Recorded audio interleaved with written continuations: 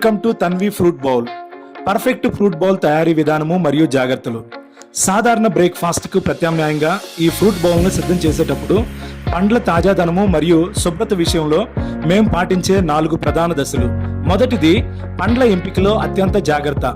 ఒక మంచి fruit bowl కు పునాది సరైన పండ్లను ఎంచుకోవటం. దానిలో సీజనల్ ఫ్రూట్స్, ఆయా సీజన్లో దొరికే తాజా పండ్లను మాత్రమే ఎంచుకుంటాము. దీనివల్ల రుచి మరియు పోషకాలు మెండుగా ఉంటాయి. Perfect fruit selection. పండ్లు మరీ మెత్తగా ఉండకూడదు, అలాగని మరీ పచ్చిగా ఉండకూడదు. సరైన రంగు, వాసన మరియు గట్టిదనం ఉన్న వాటిని మాత్రమే హ్యాండ్ పిక్ చేస్తాం. రెండవది, తరువు వాషింగ్. పండ్ల పైన ఉండే మైనం, పురుగు మందులు మరియు బ్యాక్టీరియాను తొలగించడం చాలా ముఖ్యం. దానిలో బేకింగ్ సోడా లేదా వెనిగర్ వాష్.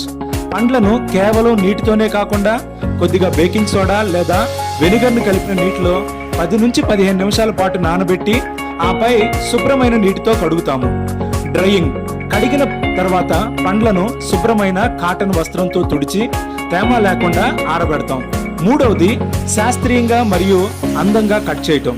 ఫ్రూట్ బౌల్ చూడటానికి బాగుండాలి, తినడానికి సులభంగా ఉండాలి. Uniform size. ప్రతి పండు ముక్క ఒకే సైజులో ఉండేలా కట్ చేస్తాం. దీనివల్ల స్పూన్తో తింటున్నప్పుడు ప్రతి ముక్క నోటికి ఒకేలాగా అందుతుంది. రెండవది, ఆక్సీకరణ నియంత్రణ. యాపిల్, అరటి వంటి పండ్లు కోసిన తర్వాత నల్లబడకుండా ఉండేందుకు వాటిపై కొద్దిగా నిమ్మరసాన్ని చిలకరిస్తాం. ఇది రుచిని పెంచడమే కాక తాజాదనాన్ని కాపాడుతుంది. లాస్ట్, నాలుగోది, హైజెనిక్ ప్యాకింగ్. బ్రేక్ఫాస్ట్ కోసం సిద్ధం చేసిన పండ్ల గిన్నెను తాజాగా ఉంచడం చివరి దశ. Air content containers. గాలి చొరబడని గ్లాస్ బౌల్స్ లేదా ఫుడ్ గ్రేడ్ కంటైనర్లో ప్యాక్ చేస్తాం.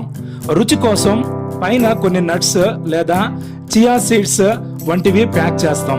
ఇవి మీ బ్రేక్ఫాస్ట్ ను మరింత శక్తివంతంగా మారుస్తాయి. మీరు రెగ్యులర్ గా బ్రేక్ఫాస్ట్ కు బదులుగా మా తన్వి ఫ్రూట్ బౌల్ ను తీసుకోవడం ఆరోగ్యానికి ఎంతో మంచిది. ఇది మీకు రోజంతా కావలసిన విటమిన్లు మరియు శక్తిని అందిస్తుంది. కావలసిన వారు వెంటనే ఈ క్రింది నంబర్స్ కి ఆర్డర్ చేయండి. Thank you.